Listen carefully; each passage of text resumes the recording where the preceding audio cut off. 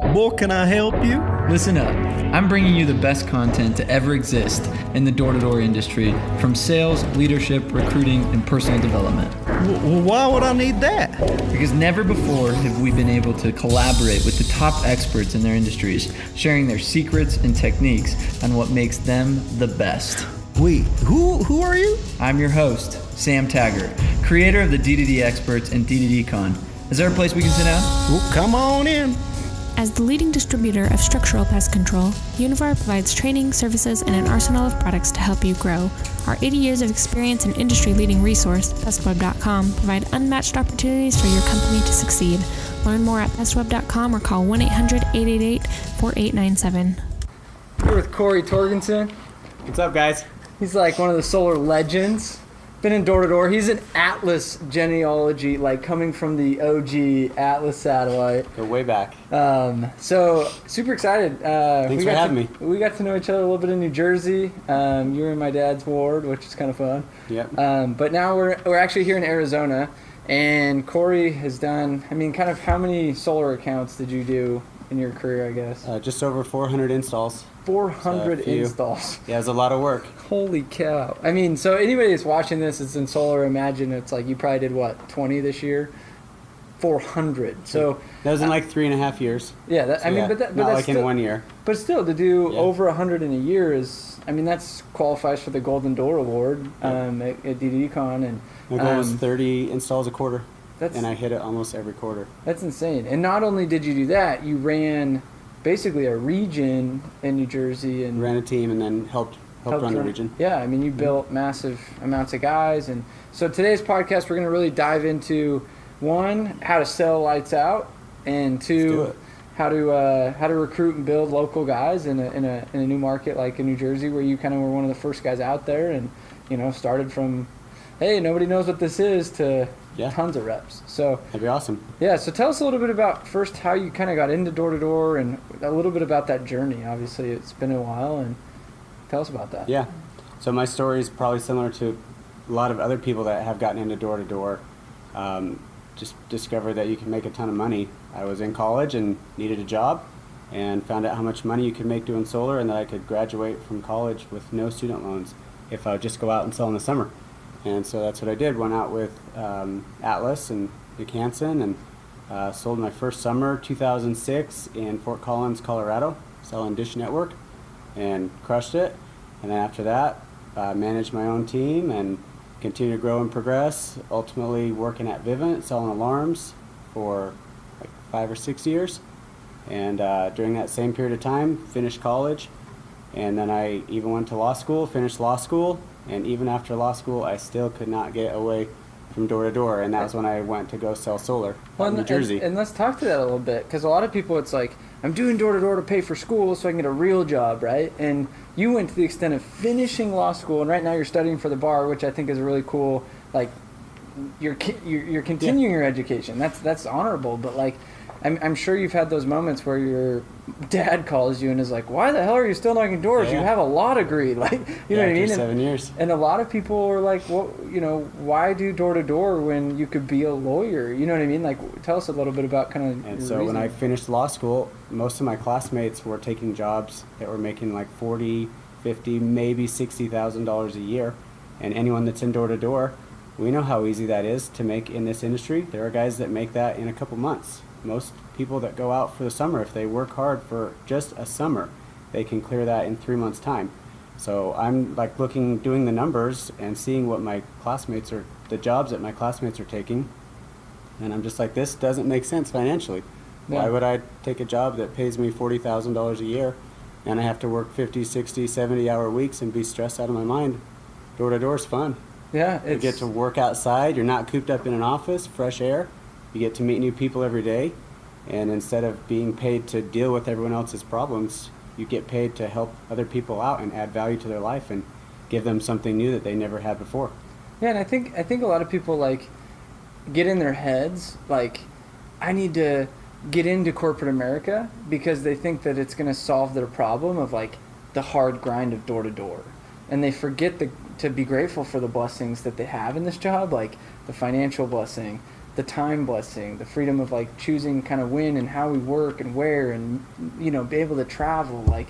And I think, if you're listening to this, like, I want to take a moment and like almost reflect on like, guys, corporate America, or just a 9-to-5, or the law degree when you graduate, it's not as all rainbows and butterflies as it shows on like TV, right? Yeah. And I think like that's one of the reasons people leave this job. And even like Nick Hansen, who we both have worked, big shout out those that know Nick, like he was one of my main mentors, and he left the door-to-door space, went corporate America for a few years, came back, and he only did that much better because he like didn't take it for granted at that point. He was like, I need to like appreciate this. Yeah, most corporate jobs you get 2 weeks vacation per year, which that may sound like a lot, but in this industry we're so used to having 2 months Yeah, vacation. or we just take vacation when we want. Yeah, it's like every week we might take a vacation. Take a day off, yeah. Yeah. A lot of flexibility.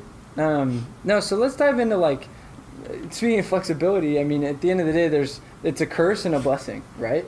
And especially in solar, like, I've been in solar for the last few years too, and it's like, it can become so easy to just be like, I sold a couple this week, made great money, I'm going to go home, call it good, and get really comfortable or complacent or out of this routine. So what do you do to stay in like a routine, or what was your routine like selling such, over 30 every quarter, over 100 in a year? Like, what did you do as far as routine to kind of stay consistent with that? Yeah. So yeah, in corporate America, you have a manager that's like looking over your shoulder, but in this job, you're out on the doors most of the time. You're by yourself. So to be successful, it's just a matter of having the discipline to stick to a schedule. And so I may be stating something that's obvious, but it's the new year. Hopefully we've taken some time to figure out like what our schedule is going to be this year. And I think it's just so incredibly important to have a schedule that you stick to. So pick a time that you want to be on the doors every day, and you're on the doors by that time. And then you stay out on the doors until a certain time when you're done. If you can just stick to a schedule and work the hours consistently every single day, something that sounds so simple and so obvious, but it's such a game changer if you can just stick to a schedule. So what do you do? What do you do in those moments where it's like 7 o'clock, you're just not feeling it? You know what I mean? Yeah. We all have those days. Like, I don't care who you are. And some days you go home. Yeah, I mean, did sometimes. And what were some of the things that like determined whether you went home and you're just like, okay, like I need a reset and tomorrow's a new day, versus like, okay, I got to push through. Like, how do I finish out till 9, or how do I finish out till when I need to go? Like, yeah. So at least in solar, I mean, there's days if you had a really good day and you made really good money that day, I would go home early. It's okay to cut out early every once in a while and spend some time with your family. I'm married. I have 3 kids. I want to be with my kids sometimes and read them a story before bed and tuck them in. So it's nice to go home early every once in a while. But we all know that the evening, that's prime time. That's when people are home. So if you're going to be in door-to-door industry, you have to be willing to make the commitment most of the time to be out in the evening, because that's when people are home. Yeah. And so that's when you can make the best money. So what about Saturdays? What Saturday look like in solar for you? I'm just you'd curious. knock. You'd knock. Yeah, Saturday's the best day. I hope that everybody knows that. Everybody's home on Saturday. You go out and you knock on Saturday. No, that's Don't have anything better to say than that. No, I love you it. go Just work on Saturday. You go work. You go hustle. Saturday's the hustle day. You can literally do half of your week's production. You can double your week on Saturday. It's crazy. No, I 100% agree. Take Monday off. Yeah, and so many people, it's just like, well, that's what the world does, is I need to take Saturday off like the rest of the people. It's Yeah, so check this out. I don't want to go to a restaurant on Saturday. I don't want to go to the mall on Saturday. I don't want to go to Disneyland. I don't want to go anywhere on Saturday because everyone else is there.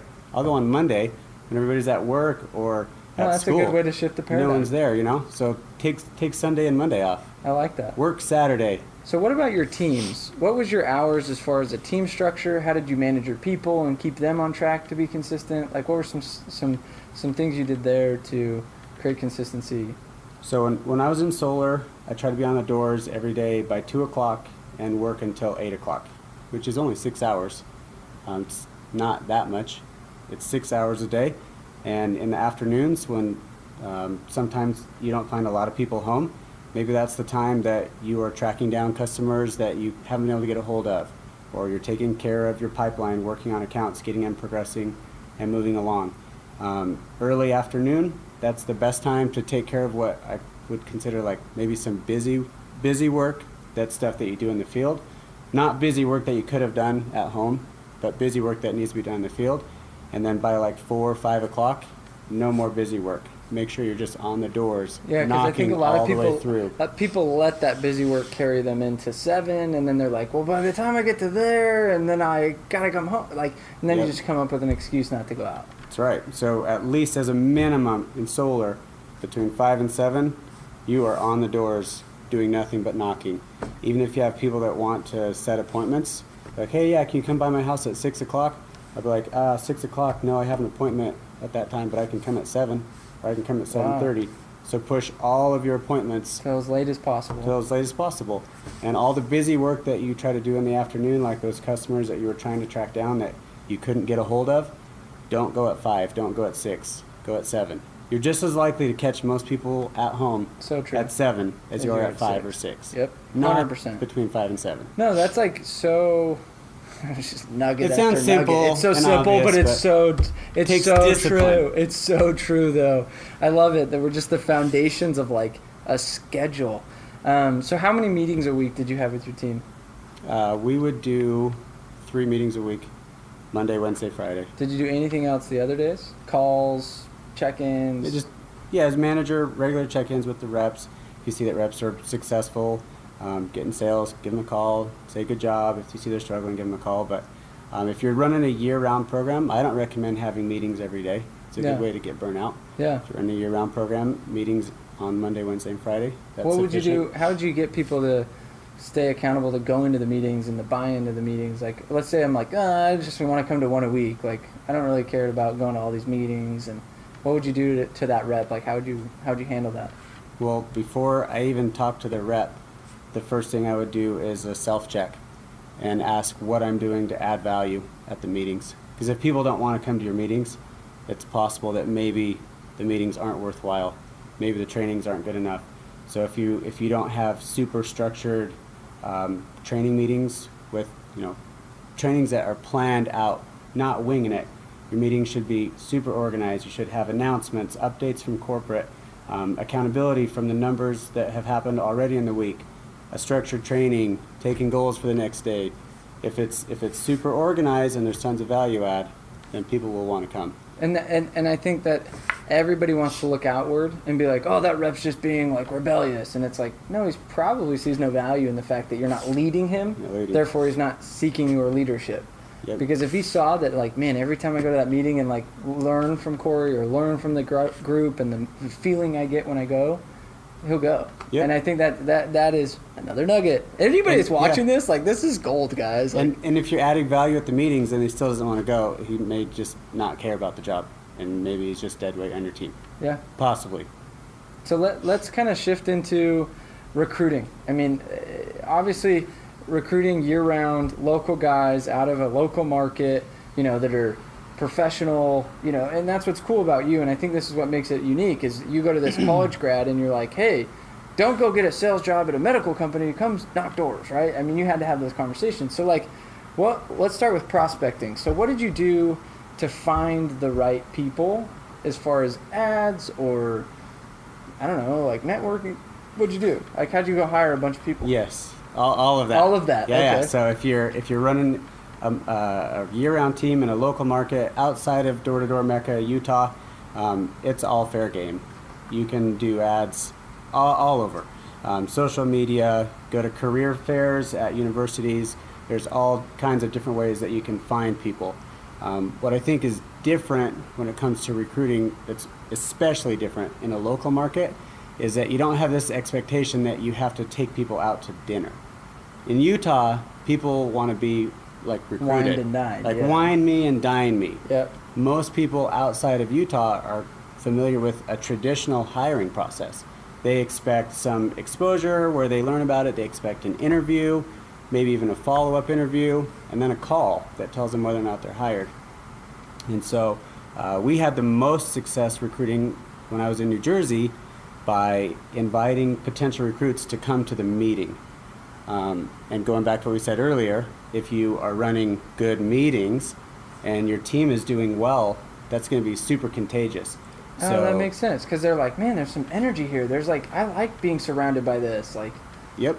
So rather than me taking a rep to dinner and me trying to recruit him to come work for me, I bring him into the environment so that he can feel and taste the success and associate with the team members and let the team members basically recruit him.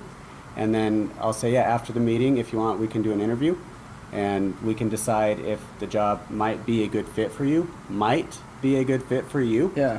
And then we'd sit down, do an interview, and I'd be like, so what'd you think of the meeting? And if you're running a good meeting and your team's successful, when you say, what did you think of the meeting? They're going to say it was awesome. Good environment, something really cool here. This is really special. And then you say, cool. Do you think this is something that you would fit in well at, or something that you think you would be good at? Or why do you like this? And then Yeah. you interview them.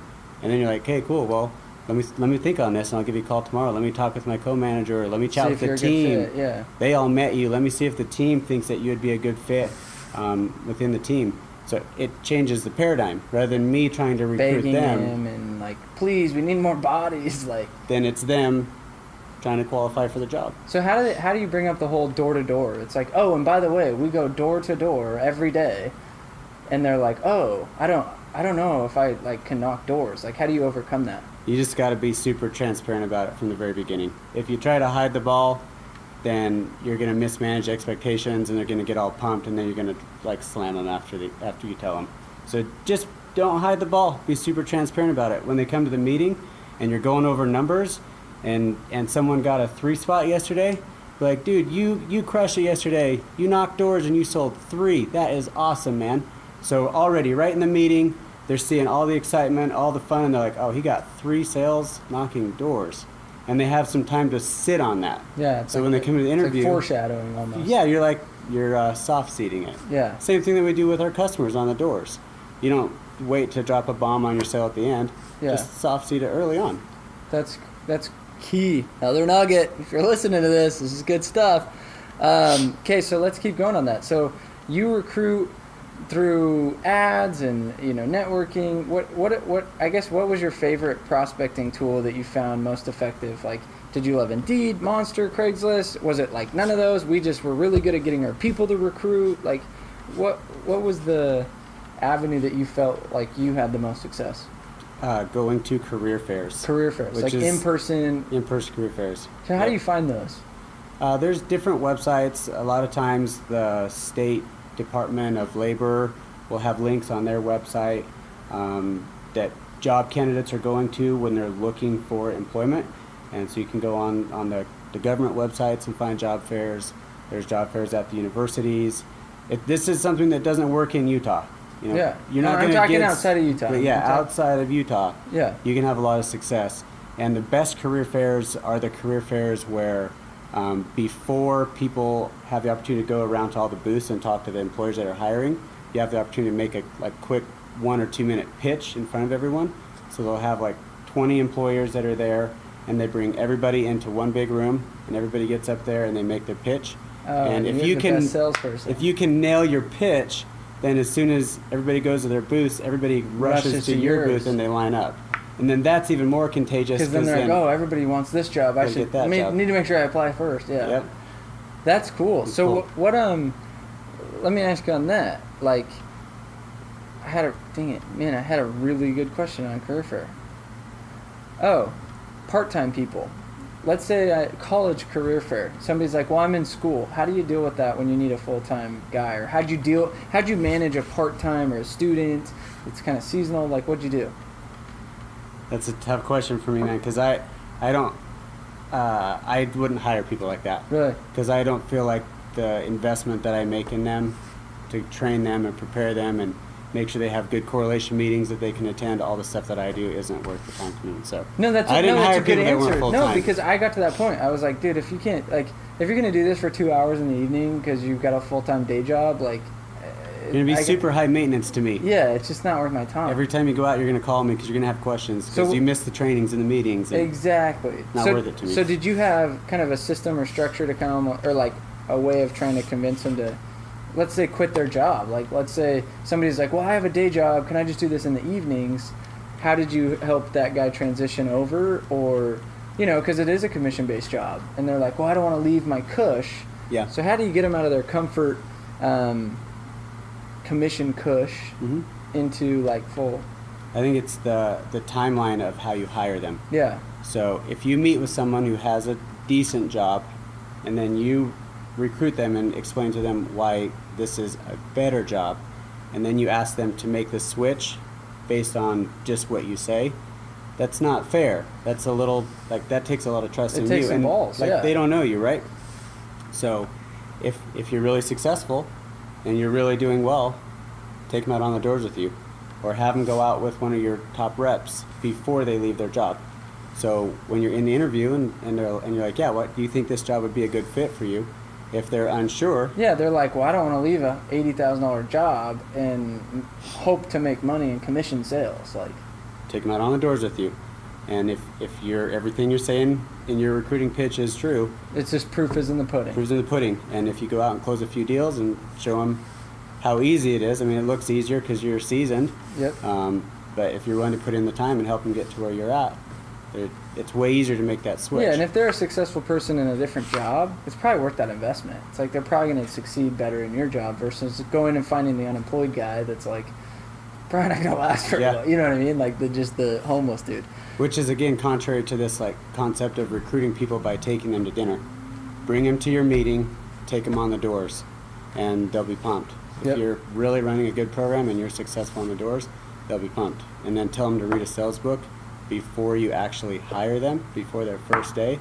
And if they've been to meetings, part of the team, they've seen you out on the doors before they start, and they've read a sales book, and then you turn them loose, it's just crazy It's the just difference that it can gravy. make. Cool. So I've got to make this. I've got to reset this real quick. Cool. So I want to dive in when you talk to sales book. I want to dive into that next. Cool. Hold on. We're still live, right? Yeah, we're still live. Stay tuned, guys. He's just Stay fixing tuned. the camera. I'm just fixing the camera. Thanks for hanging in there with us. Okay. This is like your bedtime stories, everybody. Like, I hope this is like back-to-back podcasts live. This is dope. What time is it? It's like 12:45 on the East Coast. Oh, Late. your peeps better be like giving you Yeah. shout outs right now. If you guys worked for Cory, give him a thumbs up and show him some love right now. I bet Corey Cummings is still watching this. Oh, he better be. He's a late night guy. Yeah. He was on my late one the other night. I was doing a late night Facebook Live. Okay, that was a fun little intermission. So now we're going to dive into sales and talk about the book, or just the principles that you kind of live by, which is on what's the book, or the Challenger sale, right? Yeah. Which is a unique principle. I'd never heard of it, and so it's been fun. I'm like super curious. Tell us kind of like why this spoke to you to kind of talk about on the podcast. Cool. So there's a really cool book out there that you're all welcome to go read. It's called The Challenger Sale. It's more predominantly focused on business-to-business sales, but there's a lot of good nuggets in there that you can pull that applies to door-to-door. And if you're willing to stick through the first couple chapters that are a lot of statistical analysis and just math and crazy jargon, you can get through the last few chapters. There's a ton of really good stuff in there. It's called The Challenger Sale. And I am a huge believer in the Challenger sales model. I subscribe to that model, and I live by it when I'm out on the doors. And I'll break it down for you, basically what it is. These guys, they did in 2009, during the heart of the recession, they found that despite the recession, there was a small group of people that were dominating. Still, despite all of the adversity, despite everything that was happening, this small group of people, salespeople, were still making a ton of money. And so they're like, well, let's do some research. And I don't remember who it was. It was a very well-known research firm that did it. They've done like a ton of consulting and stuff. So they went to all these different sales companies, and they're like, okay, give us 5 people. We want 2 people that are like 2 of your top performers, and 3 people that are just average. And then we're gonna like follow them and research them and see what they do. And so I want to say they researched like 5,000 different salespeople, a ton. They had like a ton of data, awesome. right? So like a legit statistical analysis. And they identified 5 different sales profiles within these groups. I think it was like the lone wolf, which is that guy that just does his own thing. I met one of those. Brock McCurdy, who did 1,000 accounts in satellite. He literally had his 2 techs, and he just drove around the country. Does his own thing. Does his thing. Yeah. So like we were saying earlier, there's those people that don't come to your meetings. There are some people that are really, really good. And they're the lone wolf. And They you just may have go. really good meetings, you add a ton of value, but they just don't go to your meetings. John Sanders is someone like that. Yeah, John Sanders. He doesn't Lone go to- wolf. he hates doesn't want to sales meetings. manage. He doesn't want to recruit. Sells a ton of accounts, right? Just goes. So he's total lone wolf. There's the lone wolf. There's the hard worker, which is the guy who just works harder than everyone else. He may not even be the best sales guy, but he outworks people. There was the relationship builder, which is, obviously the guy that he makes a ton of friends and he's best buddies with all of his customers and he manages a book of business based on his relationships, and that's awesome. Good for him. There's one other that I can't remember. The problem solver. So someone who's they're really good at solving problems. They may not be the best with people. They may not be the best closer, but they're able to reactively solutions. solve problems. A customer gives them a problem, they reactively solve it, and they're good. And then the last profile was what they called the challenger. And the challenger, he's this person that challenges paradigms. He challenges the way that his customers have always thought. And so when they looked at they had these two groups, right? The average performers and the star performers. When they looked at just the star performers, they identified that almost half of them, so of this group of people that are being successful despite the recession, despite all the adversity, this group of people that are being successful, almost half of them subscribe to or fell into this category of being challengers. Okay. And so now, hopefully, you're like, well, what is a challenger? Yeah, am I a challenger? What are they, I want to know. So if you make it through the book that far, all the statistical analysis, everything that builds up to this, all the profiles, you get to this point, you're like, okay, cool, tell me what the challenger profile is. I want to know if I'm that guy. Is it one of those things that's like you can adapt to learn how to become a challenger, or is it more a natural I gravitate towards being the lone wolf, or I gravitate, Yep. It's more that, or So, is it? yeah, naturally people may lean more towards one profile, Yeah. but of course, The you top. can adapt. Yeah. And you can learn. Well, the more the consciously techniques. competent you become, the more you can say, okay, let's bring in the attributes of the challenger into my sales. Yep. Cool. So anyway, what is the profile? Well, basically challengers are people who effectively teach, tailor, and take control. The 3 T's. That's it. So there's a whole book written about salespeople who teach, tailor, and take control. So explain what that means. So sounds super obvious, and we've all had trainings on all of these things, right? But we just have to actually apply the things that we're learning. So teaching. So when someone says, hey Sam, sales is just a numbers game, right? What does that mean to you, Sam? Sales is a numbers game. The more doors you knock, the more sales you get. Bam. So anyone in door-to-door at some point has been told, dude, sales is a numbers game. If you knock enough doors, you're going to get sales. And there's truth to that. But there's 2 ways to look at this concept of sales as a numbers game. There's, if I knock enough doors, I'll find someone that I can sell to. Maybe someone that's already looking for my product. The laydown. Knock enough doors, you'll find someone. Or there's sales as a numbers game, which is, if I knock enough doors and convert no's to yeses, I can get sales. And the Wow. most successful people in sales are the people that knock the same amount of doors, but convert more no's to yeses. right? So when in the book, when they talk about teaching, they're talking about changing paradigms. So when you knock on someone's door, it's not fair for you to think as just this total stranger who just showed up at someone's house that they're going to buy from you, that you're going to change their paradigm. Changing someone's paradigm takes a little bit of time. It's a process. It doesn't happen right away. You have to be patient with it. You have to massage the relationship a little Yep. bit. You have to be willing to be empathetic with their concerns and take time to just navigate the process of a sale.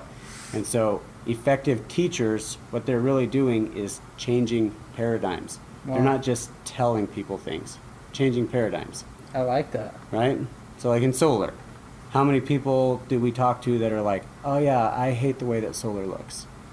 Oh, 90%. Happens all the time. Alarms, what's probably the biggest objection people get Oh, in alarms? I don't need it. I've never had a break-in. Or Yeah, never had a it's safe break-in. area. Yep. So we can just tell people, oh no, solar looks awesome. Or, oh no, there's tons of break-ins that happen. Or we can actually take some time and slow down a little bit and think, okay, I have to teach this person. because they don't understand it the same way that I do, and that takes time, right? So if they say, I don't like the way that solar looks, rather than saying, no, solar actually looks awesome, let me show you why, you could say something like, oh yeah, I totally see where you're coming from. There's a lot of solar systems out there that they're kind of ugly. Just out of curiosity, have you seen the Joneses? You may say that because the Joneses looks good, or you may say that because the Joneses system looks bad. But either way, you're like framing the concern, so you can more directly target it and teach them based on what they need to hear. It's like you're almost like building the platform to like put what you need on top. Like, yeah, I like that. I call it framing, asking a framing question, because you're framing the issue. You're getting rid of all the stuff. There's a lot of concerns that our customers give us, and we think that we know what they're talking about. Honestly, most of it's just smoke screens. Yeah. There's no reason. But I think honestly, like if a rep could just learn, like have like a detector and be like, smoke screen, not talking about it. Oh, here's your objective. Yeah, exactly. We need a detector, an objection detector. Yep. But no, okay, keep going. Yeah. Sorry. So if you ask them a framing question, then you can more specifically identify like what they really need to know, like how you can change your paradigm. So teaching, and then tailoring, which goes hand in hand with this. Like if they give you an objection, rather than just quickly spitting out some quick thing that you memorized from the training manual, if you'll slow down and have a conversation with them and ask a framing question. Well, what do you mean when you say that this alarm costs too much per month? Like, what do you think an alarm is worth? Like asking questions, trying to seek where they're coming from, then you can more specifically tailor your sales approach. And then the third thing is taking control. And a lot of you that are listening, you hear that and you're like, oh yeah, take control. Like, yeah, I can take control. It almost sounds like it's something that's aggressive or like pushy. And that's not it at all. No. It means standing your ground, like not showing your cards. So anyone that plays poker knows that if you just show all your cards, as soon as they're dealt to you, you're going to lose in poker. Yep. Sales is the same way. It's holding your cards. Hold your cards, hold them close until the timing is right. So in solar, if you're on the doors and someone says, oh, how much will I save if I get solar? Oh, it all depends. All depends. You got to hold your cards close. That's a question that you answer when you get inside. Yeah, because a lot of people are like, oh, you'll save money right away and it's free, there's no money down, and then just blah, blah, blah, blah, blah. Exactly. And if you give someone all the information that they need to make a decision on the door, make a decision on the door. Thank you. Do you have a card? Yep. So take control. Hold your cards close. There's a lot of questions that you wait to answer until you're inside. And that takes some confidence. It involves standing your ground and like knowing what's actually happening. A big one is price in that. Like knowing when in to any drop product. price. Yeah. Any product. Any product. Yeah. It's too often people will say, you know, like a common one is ask me how much it is. And be like firm. So how much does this cost, Sam? Oh, I'll get to that. Don't worry. And blah, blah, blah. Ask me again. So how much does this cost, Sam? Like I said, that's like my favorite part. I just have to ask you a few more questions and I'll get to that. Okay. Big difference in the first one and the second one. Yeah. And now I'm still maintaining and holding my cards because it's like, hey, I respect that. Like I obviously really want to get to that. That's like my favorite part of this is the price. Let me show you kind of a few more things. Perfect. Can I ask you a couple more questions? In the first one, I almost felt annoyed. Like you were annoyed with me. Yeah, and there's different ways that it's just depending on the personality. It's like, but what I'm doing there is I'm holding my cards. I'm not like, oh, it's $50. Oh, thanks, man. Not interested. You know what I mean? It's like I'm not ready for that. Yep. So big Good one. stuff. So teaching, tailoring, taking control. So that's the Challenger sales model. It's not like revolutionary. No, it's so but it's just deep. So simple. It's simple, but just deep. And it's so funny because it's like salespeople try to get off into the weeds on all these crazy principles and trial and tactic and this. And it's like going back to just the 3 T's. I like that. Just teach, tailor, take control. That's powerful. It's awesome. The Challenger sales model. Go read the book. Yeah, I'm like, geez, I need that one. So what else? Like, so let's kind of wrap up because we're kind of low on time. But like, what piece of advice? We talked a lot about recruiting, leadership, sales. It's kind of fun. Those are like our 3 principles. But what advice would you give door-to-door guys? I mean, you've been in this thing for, a lot of years. What things do you feel like you'd want to share with, like, you have an audience of thousands of door-to-door people. If you could give somebody advice right now, maybe that's just starting out. Let's say like I have people that are like, I've been in door-to-door for a month. It's like, okay, like, Yeah. what would you tell that guy? So we've already mentioned Nick Hansen before, but I'm going to give Nick a huge shout out. Nick, when I was working with Nick Hansen, we had 2 standards on our team, and you probably had the same one. So when I say this, you're going to recognize Yep. it. The 2 standards: always have a positive attitude and work all the hours, right? Which again sounds like super obvious, but I'm gonna present that same information and package it a little bit differently, Okay. in a way that I hope sticks and maybe means a little bit more to people. So I'm a super religious person. For me, religion isn't just something I do on Sunday. It's not just a place that I go. I don't just go to church on Sunday. For me, religion is something that I do all week long, or I try to. I'm not perfect, but hope and faith are 2 concepts that, to me, are more than just religion. So when you think hope is like having a positive attitude that things can actually get better, or that there's something better out there. And for me, faith is a principle of action. So I think there's a lot of salespeople, a lot of door-to-door salespeople that have days where they have a lot of hope. Yep. And they're like, oh yeah, I can make a ton of money in this job.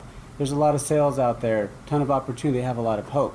But if you just sit at the office all day, or just sit at home all day and have a lot of hope, you're not going to get a lot of sales. And I know a lot of people that just listen to these podcasts or just like watch a lot of YouTube videos, and they're like, oh, I'm just consuming so much. It's like, that's good. And Doing all the training. Yeah, it gives you some hope. Gives you some hope, exactly. But you got to get out there. You got to go knock the doors. And so faith is a principle of action. Like So that. it's getting out and putting in the hours, doing the time. So just like in religion, I don't just want to sit at home and hope that the things that I believe are true. If I go out and actually take action based on the things that I believe, what's really cool is over time, as I take action, I start to get confirmations that the things that I believe are true. And the same exact thing applies in this industry. If you have hope, have a positive attitude, and you take action, have a little faith, get out on the doors, you'll be amazed at the confirmations that you get when you're out on the doors that you can make good money in this job and it's possible and people want your product. Little testimony builders. And little testimony builders, Yeah. and then you want to go work more. And what's crazy is the more that you repeat that cycle, hope, faith, confirmation, hope, faith, confirmation, the more that you just want to go knock. And then knocking between 2 and 8 isn't a burden. It doesn't take a lot of discipline. You're like, dude, I can't wait to go knock. Yeah. I got 3 sales yesterday. I'm going to go get 4 today. And if you're listening to this or watching this, like, that can happen. Like, you know what I mean? A lot of people are like, oh, I'll never like knocking doors. I just do it because that's what I do. But, like, there's a point where that shifts and it's like, yeah, I don't mind. Like, I go out. It's my job. I've accepted it. It's in me. I've found that if I go out, I'll get results instead of this. If I go out, I hope to get results. It's kind of that faith of like, no, if I go out, do the things I'm supposed to do, results will come. Results will come. I love And then you that. want to go do it more. Yeah, that's crazy good. So it's the same thing Nick taught me. Have a positive attitude, work all the It hours. just framed. But I say have a little hope and You faith. shifted my paradigm. Awesome. You did my first. You teach, tailored, and took control. Okay, so let's wrap up with a story time. All right. Let's lure these people to bed that are watching Facebook Live. I want to hear something crazy that's happened to you on the doors. Tell me something that's like, I mean, you've obviously knocked thousands, but like, what's the craziest thing that's happened to you? Craziest thing that's happened to me. Wow. Let's see. Funniest, craziest, scariest. Let me come back to this. Ask me something else. Give me a Okay. chance to stew on this a little Favorite more. books other than the Challenger Sale? Favorite book other than Challenger Sale. What's the book you've given out the most? That's maybe a better question. Sell or Be Sold, Grant Cardone. Really? By far my favorite sales book. That's the book that I would You'd give like to people. give to people. Yeah, or when I hired them, I would say, okay, before your first day, you need to read this book. You've read it, right? Here is Talk about it for a minute so I can think about my story. Okay, no, but here's another good question that you can think about your story with. Most best value thing you've bought in the last year, 6 months, under $100 that you're like, man, I just love X. Like, Me? what have you bought? Yeah. A Griffin phone charger. Really? Charged my phone like way faster. than the white cable. Oh, You know, amazing. yeah, I A just- Griffin phone charger. Yeah. I love it. You just So thought of that simple. so fast. Yeah. You're like, changed my life. Like, Yeah. no, that's cool. Okay, story time. We give you some time to think. Sorry, I redirected your whole thought process.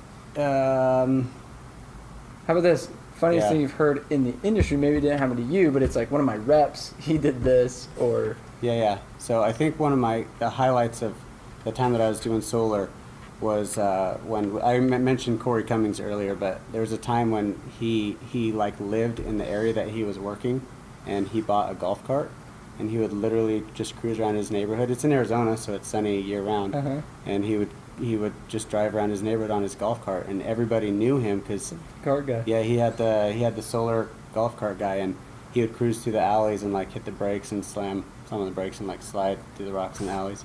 If you go to Cory Cummings' Facebook page, That is awesome. you'll find the video. It was hilarious. He's just Yeah, like... see, and that's something that I wouldn't do. That's why I don't have like crazy stories like that, because like the lawyer in me, I would never like go buy a golf cart and slide through the alley, but Cory Cummings would. That's awesome. Yeah, that's I good love stuff. that. Okay, well, I appreciate you having on the show. Like, Thanks this for has having me, been man. for any of those of you guys that are listening to this. Like, I would go re-listen, re-watch, because there's been nugget after nugget after nugget. Like, I'm like ready to section this thing out and be like, okay, and this is great on recruiting, and this it. Like, honestly, like I've taken out a ton on this, and it's been really interesting and unique in comparison to a lot of the podcasts I've done. So And most of it I've learned from mentors of mine in the industry, so most of it I don't take credit for any of it. A lot of good people in door to door. we call it the copycat. Just copycat, copy. We are really exactly. good at copying. No, Yep. I'm the same way, 100%. But So- we learn from the same guy, so it's That's like, right. it's awesome. No, I appreciate Proud to be it. in the industry. Okay, thanks, brother. Thanks for having me, man. Hey, we'll see you Yeah, guys. see you guys. Share Take this care. Share this and tag DDD Podcast, my peeps. Have a good night. Oh, no one's watching. Just kidding. Love you, Dave. Good night.